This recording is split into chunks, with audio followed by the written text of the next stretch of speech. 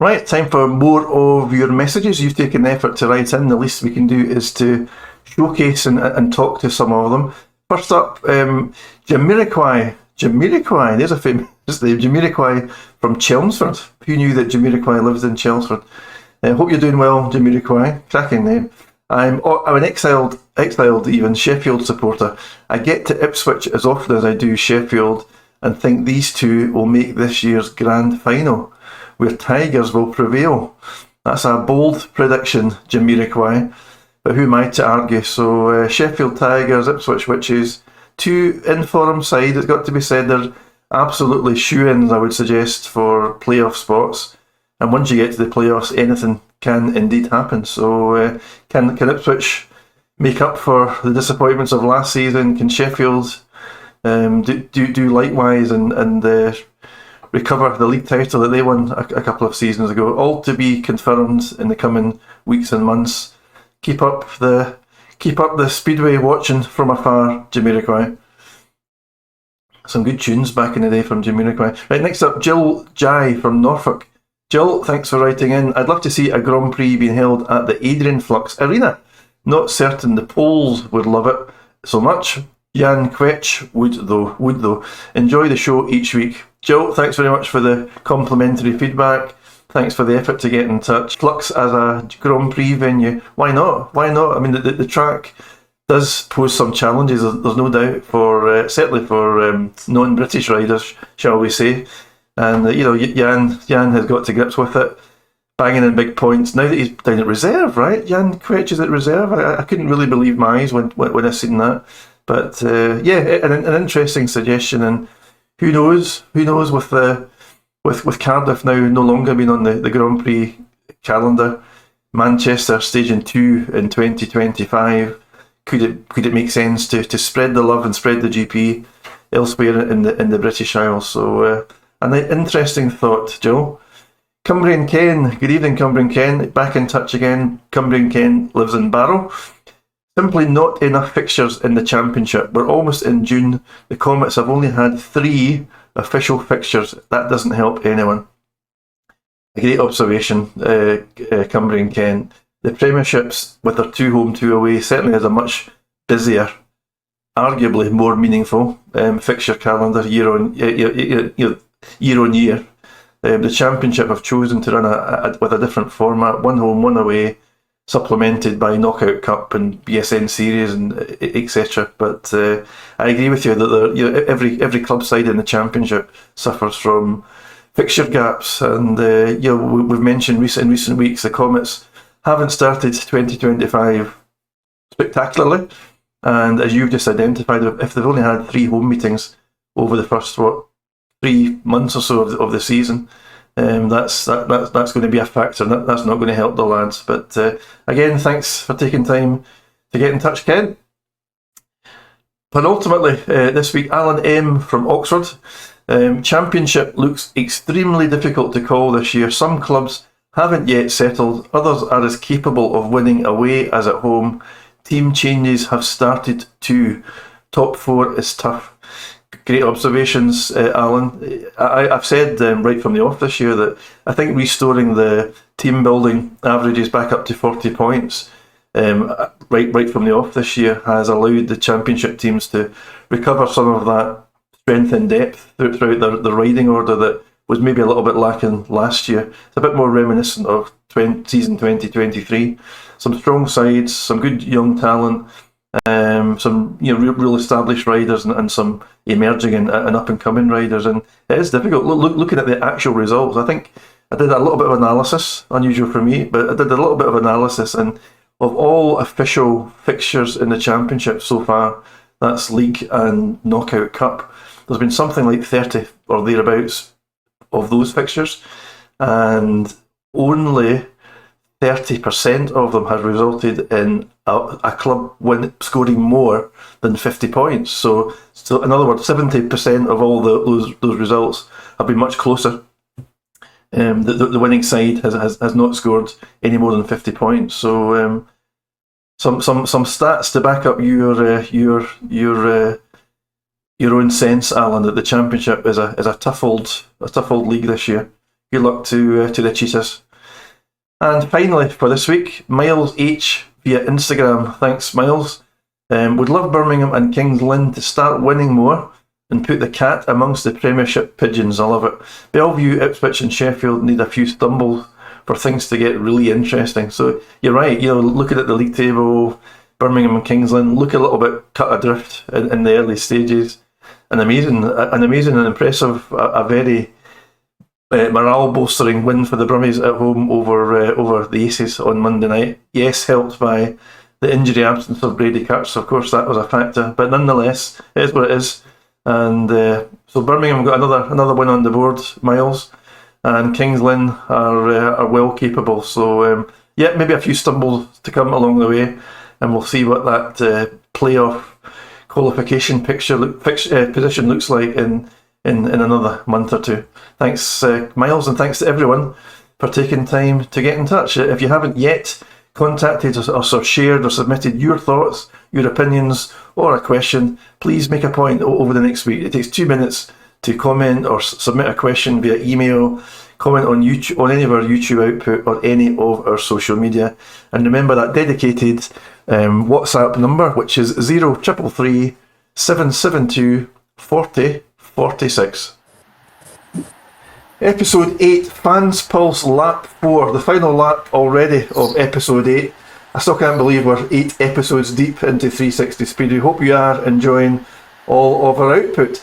Okay, for this week, I'm guessing this might just be, gents, the discussion topic that Speedway fans are most interested in hearing us talk about. So we're taking a little peek behind the Speedway curtain to discuss When Teammates Fall Out is the title. And listen, let's be honest, in life in general, we're all humans, we all like and dislike people. Sometimes we don't really know the reasons why that is, but we as sentient beings, we sense things and all that good stuff. So in every walk of life, even in families, there are likes and dislikes, etc. But I just wondered, Stuart, I'm going to come to you first because you've been around quite a number of clubs. Entirely up to you, Stuart, whether you name names or don't name names. But I just wanted to ask generally about, let's keep it real, Stuart. Behind the scenes, it's not possible, is it, that every team member in every team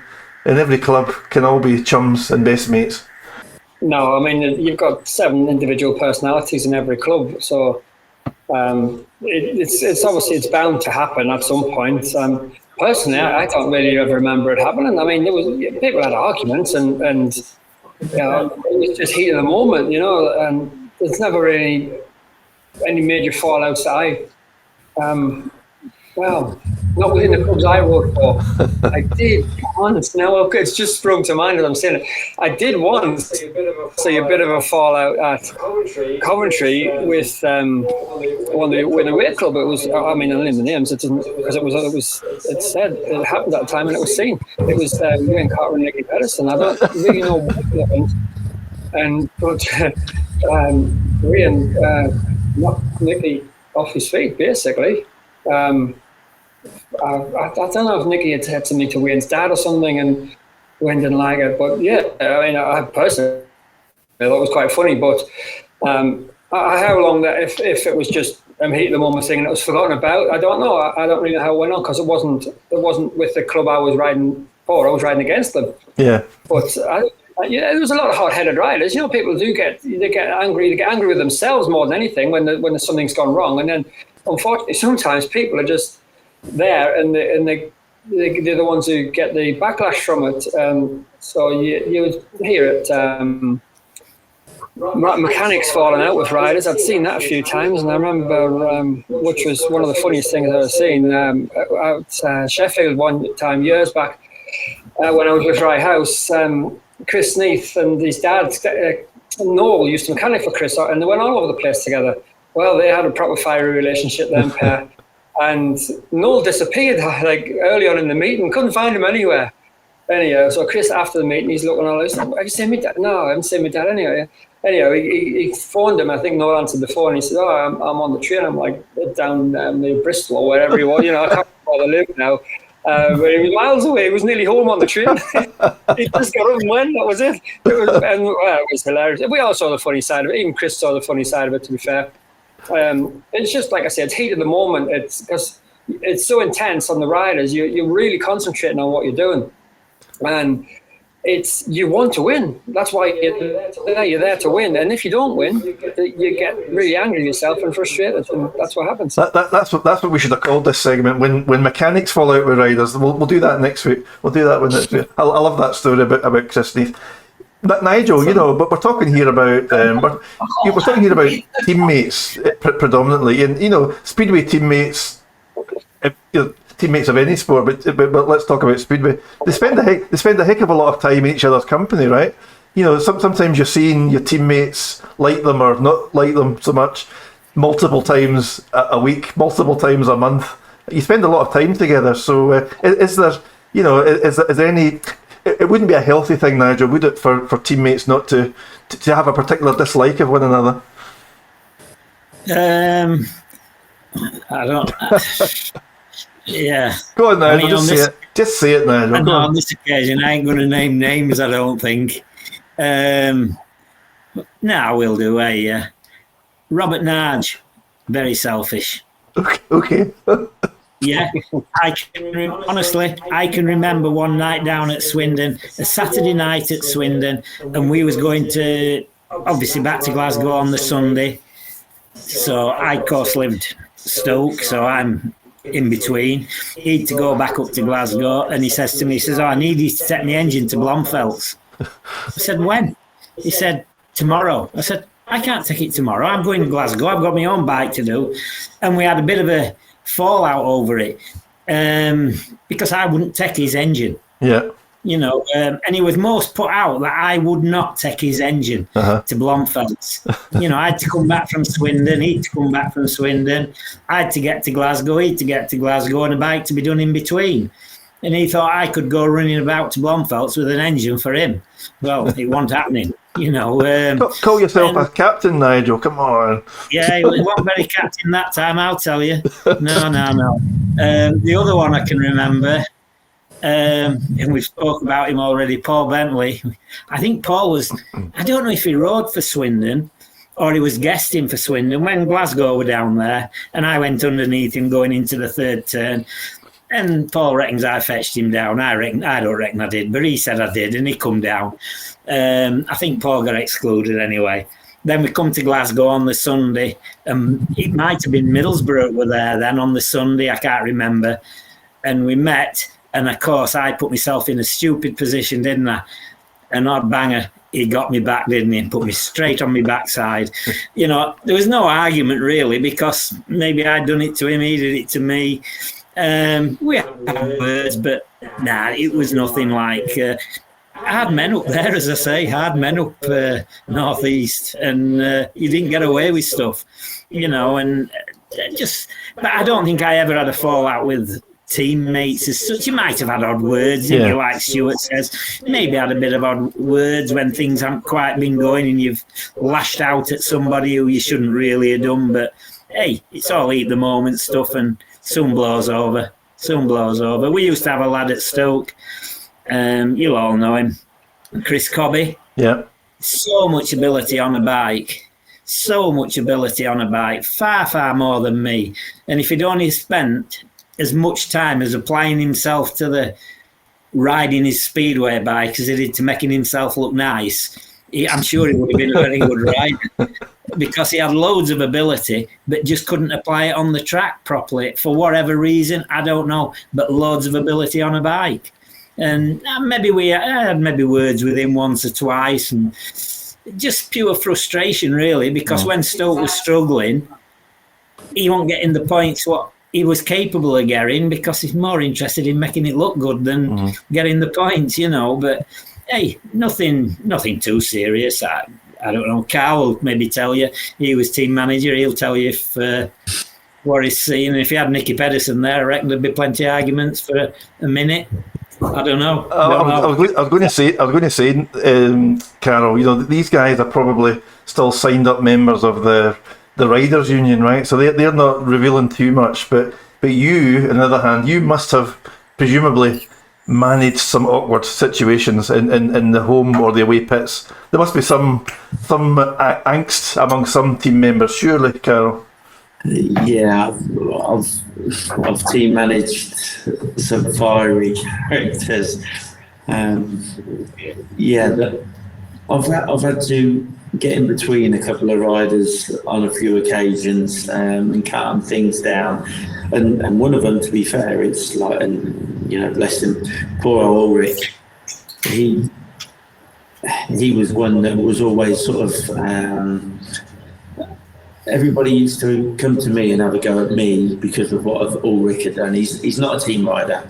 He can't team ride, and he's like, anybody that expects him to or wants him to, it just doesn't happen. And the amount of times I had to calm riders down because it was like, Ulrich's done this, Ulrich's done that. Why can't he look for me?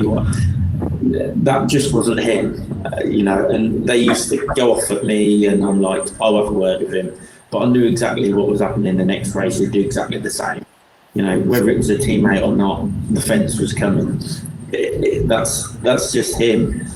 But obviously, Ben Barker is a character that I've obviously had and worked with, and had to calm numerous home riders and away riders down for things that he's done.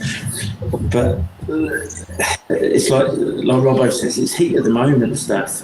You're in 60 seconds of intense pressure, and the adrenaline's kicking in, and it's anything can happen, and riders don't mean to do it, or some of them don't.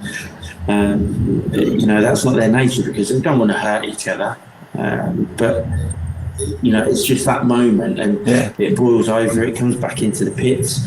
He's shouting at him through 3 or 4 pit bays across everybody else, and you just have to go in there and calm it down because you don't want to see it. Your mates at the end of the day, and you're probably going to ride together tomorrow. Yeah. So you're probably going to ride together in the next heat. If I could work it to get them out in the next heat, I would, because that's where they deal with it on track.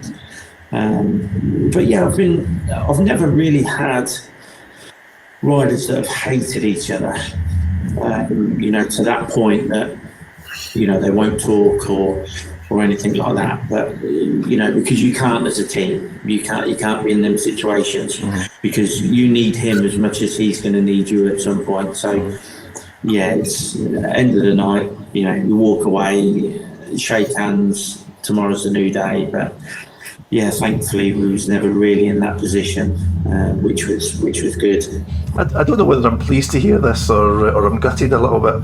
I was looking for some meatier stuff. Stuart Robson, I'm just thinking, life's too short, burning bridges in Speedway can't be a healthy thing because, apart from anything else, Stuart, Speedway's got this nasty habit of moving riders on every year and riders riding more than one league and all that good stuff. So, if you did have a bit of a spat with someone, there's every likelihood you're going to end up as their teammate in a season or two's time, right?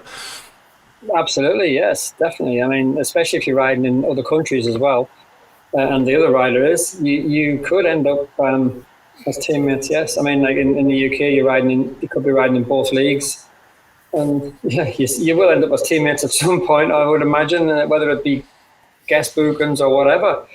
So I always try not to burn bridges. I mean, some riders are different to me, but a lot of riders are different to me, but they didn't really think of it. They just got on with it, dealt with it at the time, and sometimes they burned bridges and sometimes they didn't.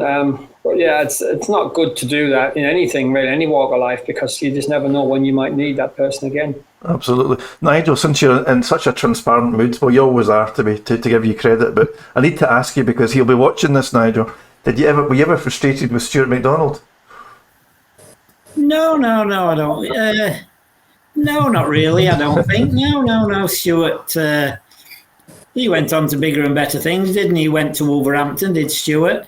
The second year we won the league at Glasgow, Stuart was a vital part of that, wasn't he? He was. Yeah, I mean, no, Stuart was always, he wanted to do well, did Stuart? He wanted to do well for Glasgow. I hope he ain't listening to this because I don't want to give him any credit. But, no, you know, I mean, obviously living at Glasgow, supported Glasgow as a kid, didn't he? So he wants to do well for him. And I think Stuart did all right, didn't he? Yeah, absolutely. The only thing Stuart did wrong was sign for Edinburgh, but that's another story. And I have forgiven him. I have forgiven him. Yeah. Yeah, I think the worst one was when Kenny McKinnon signed for Edinburgh. Well, that's true. That was worse. Oh, yeah. dear me. But, you know, it made for good derbies, though, didn't it? It made for good derbies, that did. It did. Yeah. Maybe what's a bit wrong nowadays, there's no good derbies with a bit of needle involved. It's a common theme on 360 Speedway, isn't it? We need more needle, and I think we're going to start a campaign to reintroduce some needle, some controlled, stage managed needle. You can't beat it, can you? Give the crowd something to go home talking about. Yeah, it gotta be. It's more than just 15 races and everybody go home. It is, Nigel. I'm going to print you a T-shirt with that on it, Nigel. It's more than 15 races. Well, it's right. It's a night's entertainment. It's not just about the 15 races. You've got to give them something else. 100%. Yeah. Got to do. Yeah. Got to be some controversy and some bad guys. Yeah. So there you are, 360 speedsters. You know, teammate tensions. Undeniably, they exist, but according to the guys, they don't boil over in the way that we might have wanted to hear about tonight. That's certainly the view from the 360 team on this week's podcast. If you know different, if you have first-hand experience, or you have seen some real teammate tensions in your team or in another team, then please share them with us and remind us of some of those. That's it. We've reached the end of episode 8, remarkably. Once again, thank you very much for drinking in and having an appetite to watch and enjoy our output. Next week we're going to do something a little bit different. We're going to field your questions. We're going to put your questions to the 360 team. That will form a different format slightly for episode 9. So look forward to that. Meantime, please encourage some other Speedway friends, family, to pick up 360 Speedway, to follow our Facebook page. And my last request to all of you is please remain as interactive as possible. We've really enjoyed the uplift in your comments and likes and all that good stuff in the last few weeks. Please, let's keep going in that trajectory. Enjoy the rest of your week, enjoy your weekend, and most of all, enjoy your Speedway. From us at 360 Speedway for this week, good night.